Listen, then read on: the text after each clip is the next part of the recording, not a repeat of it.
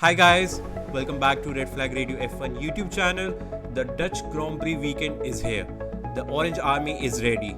Zandvoort is buzzing and we have drama building before qualifying even begins. This is one of the most exciting tracks on the calendar. Fast, flowing, banked corners that punish mistakes, and Friday delivered everything we hoped for. Close lap times, big moments, and plenty of surprises. So let's jump straight into the action. Today we are going to talk through everything that's happened so far, and here are the 5 big storylines you absolutely cannot miss and what might happen when the lights go green for qualifying. McLaren are flying again, which is the story of 2025, and Lando Norris is leading the charge. He was fastest in FP1 and he backed it up with another P1 in FP2. On the other hand, Oscar Piastri, well, he was right there with P2 in FP1 and P3 in FP2. This is the story of the weekend. Piastri came into Zandvoort with a 9-point lead over Norris in the championship. If Norris can finish ahead this weekend, and the way he's driving right now, that feels very possible. He could close the gap or even jump ahead, depending on how qualifying and the race play out. This is the track where he dominated last year, and with 3 wins out of the last 4 races, Lando looks favourite for this weekend as well. He also said the car felt great, that they made good improvements from FP1 to FP2, and that they are in a strong place heading into Saturday. But Oscar Piastri, on the other hand, called Friday a strange day. Teams were mixing run plans because of the threat of rain, some were holding back tires, and we probably haven't seen the true picture just yet from his side. That means qualifying will be the real decider. This is such a fascinating battle. Norris has the momentum, Piastri has the points advantage, and that car is clearly the best in the field right now. Add a bit of rain into the mix and this could be the race where the internal McLaren fight goes to a whole new level. Now let's talk about the home hero, Max Verstappen, who is struggling so far. This is the man who has owned Zandvoort for years. 3 wins in the last 4 races here, and yet Friday was tough. In FP1 he could only manage 6th, nearly a second off Norris, and then after the checkered flag, he ended up in the gravel at turn 1 after a practice start. In FP2 he was still only 5th but 6 tenths behind Norris. And even Max knows it's going to be hard enough just to stay in the top 5, that they tried a lot of changes but nothing is fixing the underlying problem, and that this track layout just doesn't suit their car. The love from home crowd, the expectation, the noise, this is a real test of how he and Red Bull handle adversity now. Do they find a magic solution overnight? Do they gamble on setup and hope for rain to mix it up? Or do we see Max fighting from the 2nd or 3rd row for the first time here? We have to wait for that. And how about Aston Martin? This is the comeback story no one saw coming. After a rough patch earlier in the season, Fernando Alonso is suddenly right in the fight again. P4 in FP1, P2 in FP2, and just 0.087 seconds behind Norris.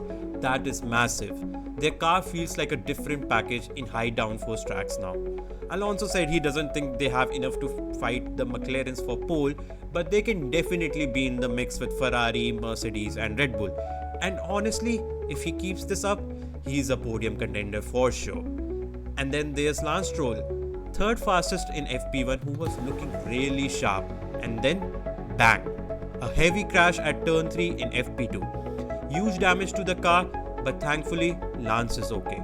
That crash will keep the team busy overnight, but if they can rebuild the car and keep the pace, Aston Martin could walk away from Zandvoort with their best result since Hungary. If Alonso qualifies in the top 3 and the weather goes crazy, you cannot rule out a surprise victory here. He's waiting for pole since 2012 Germany, he's waiting for the win since 2013 Spain. The car is quick, Fernando is in form, and Zandvoort is exactly the kind of track where experience can win you a race. If he can avoid any mistakes and if Aston Martin is at right place at right time, surely they can spoil party for other teams. Ferrari had a nightmare Friday. Charles Leclerc called it probably the worst Friday of the season.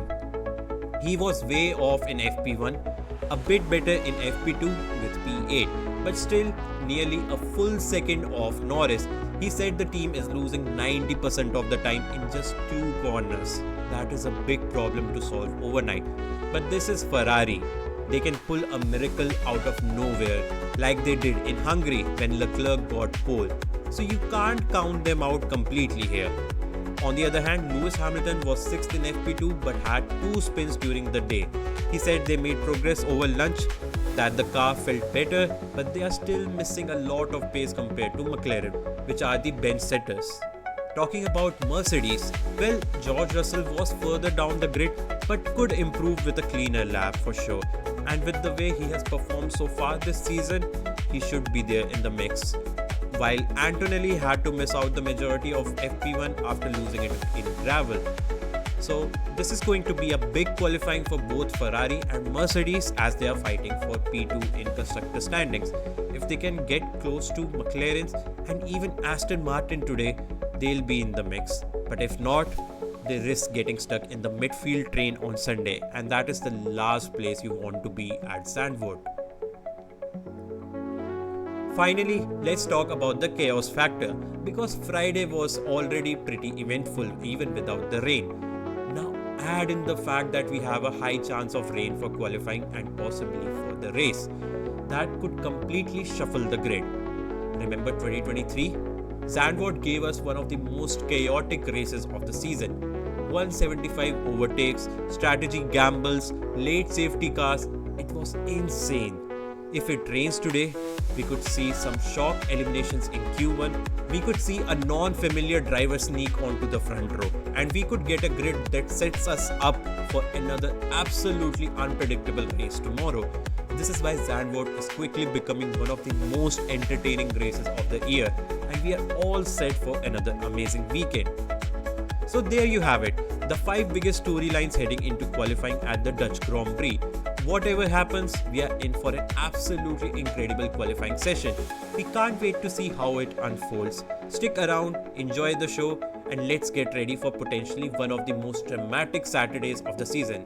If you really enjoyed this preview, make sure to like, subscribe to our channel if you haven't already, and do share your thoughts. Who do you think will be on pole for this race weekend? But when the drama hits, we are waving the red flag. Goodbye.